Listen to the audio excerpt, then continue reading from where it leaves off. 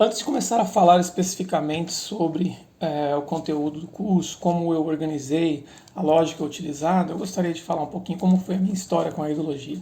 Bom, a minha primeira formação, na verdade, é engenharia. Então eu cheguei a trabalhar anos numa multinacional como engenheiro, contudo, eu tinha um problema de saúde recorrente, que era uma enxaqueca crônica, e assim, não tinha solução, N tipo de buscas para a saúde, e foi quando eu me interessei a estudar um pouco mais sobre isso e vim a conhecer a iridologia, que me ajudou, assim, na época, a sanar grande parte do meu problema, quase que 80%, né, de redução da sintomatologia que eu tinha ali com a enxaqueca, que era quase que diária.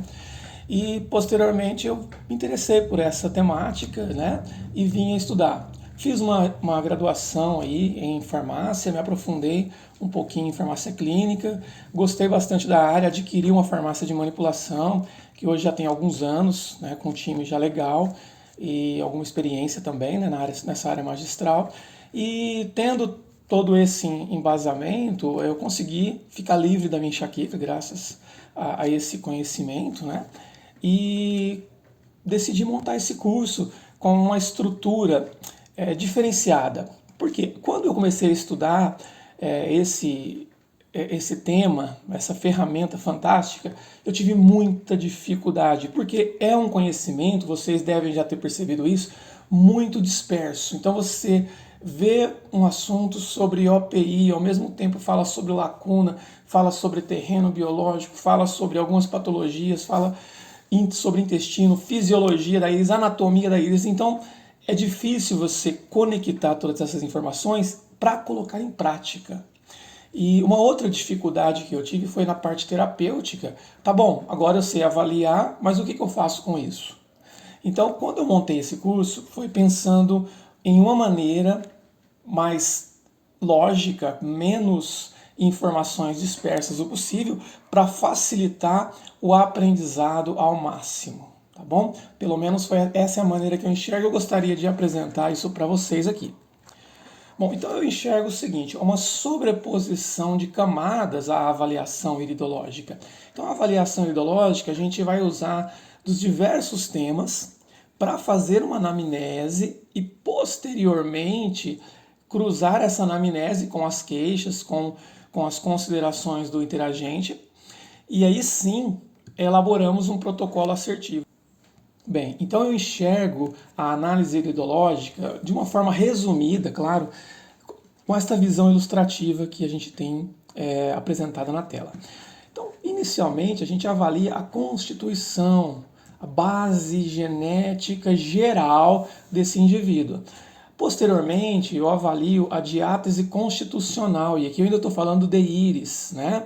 Então, uma predisposição, por exemplo, ao desequilíbrio ácido, uma predisposição reumática, tá? Uma predisposição ali cardiorrenal, e aí a gente parte para uma outra camada, que é a expressão emocional, que aí a gente vai ver tanto através da topografia ali, quais os órgãos envolvidos, que todo órgão tem uma vibração específica, tem uma emoção associada a esse órgão, a esse conjunto orgânico.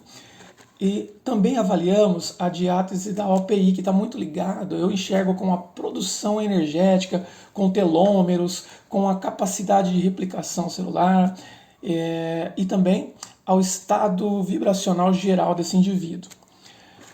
Avaliamos também a esclera de forma macro, nesse curso pelo menos. Então, ou seja, a gente vai verificar ali na esclera a deposição de alguns pigmentos, alguns tipos de vasos, tá? E aí sim, por fim, e somente por fim, no final, que nós vamos dar atenção aos sinais iridológicos, sejam eles um pigmento, uma lacuna, tá, okay? Uma cripta e assim por diante, esses vários sinais que vocês já devem ter ouvido falar. Bom, os sinais iridológicos, eles vão variar de acordo com a constituição, de acordo com a diátese, ou seja, uma lacuna aspargo, que é uma lacuna bem famosa, ela vai ter uma expressão numa diátese 1 e uma outra expressão numa diátese 2.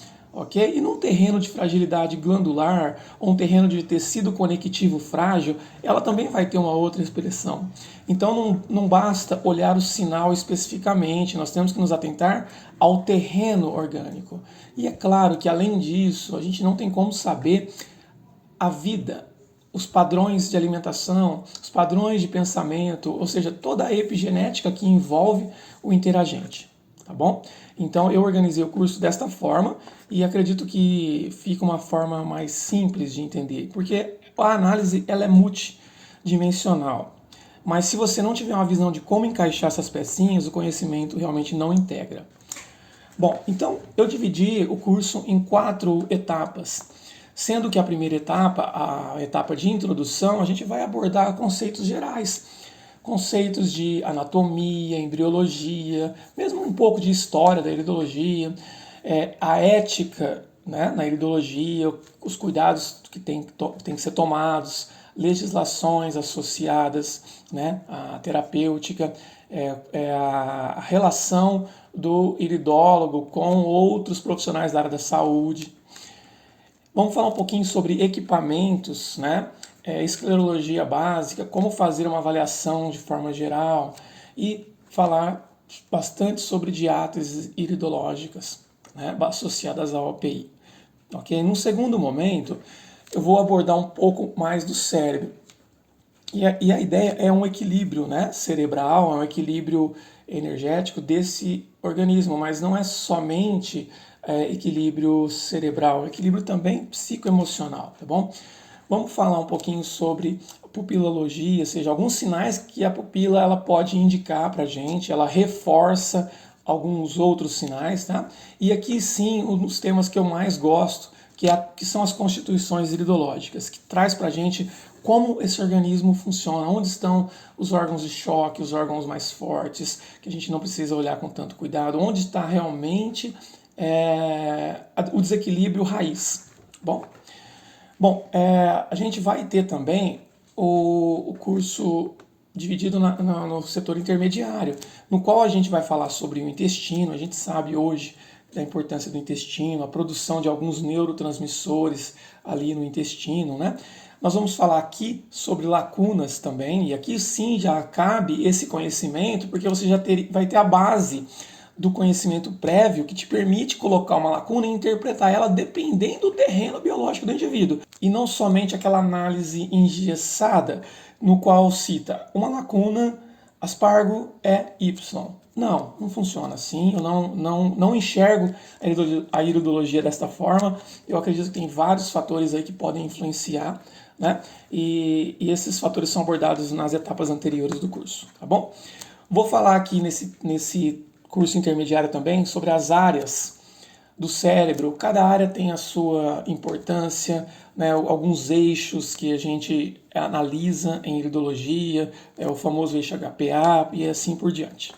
E por fim, a iridologia avançada, no qual a gente vai trazer o conceito da iridologia moderna, que tem complementado de forma bem expressiva, principalmente para a íris marrom, a análise iridológica, que é uma íris que normalmente tem poucos sinais. Vamos falar um pouquinho de uma avaliação psíquica através da íris, né? Um pouco de psicanálise através da íris.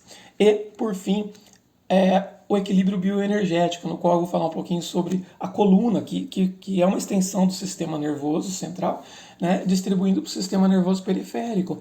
Então, ele é um local, é um sistema que você consegue atuar de forma direta no equilíbrio energético do indivíduo. Tá bom? De forma geral, esse é o resumo do curso que eu montei. Lógico que dentro de cada tópico desse tem subdivisões, e eu espero que tenha dado uma ideia para vocês de como eu organizei, né? E a parte lógica desse processo de aprendizado que realmente, para quem começou a estudar, sabe que não é fácil. Mas eu acredito que dessa forma vai contribuir muito. Bom, alguns diferenciais desse curso, eu trouxe essa dificuldade inicial que eu tive há mais de 10 anos, quando comecei a trabalhar com a iridologia, a dificuldade de memorizar tantos sinais e tantas variações. Então, o que eu tentei fazer?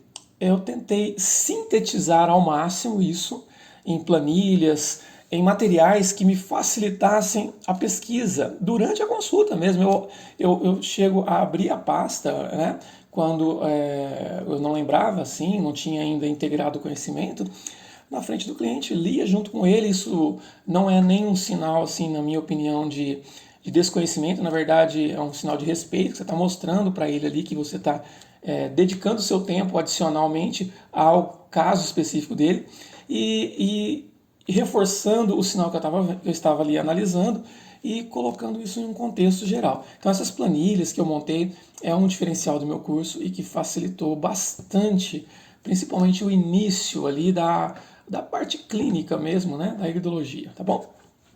Bem, eu vou ficando por aqui, é isso que eu queria falar sobre o curso. Qualquer dúvida, entre em contato com a gente. Um grande abraço.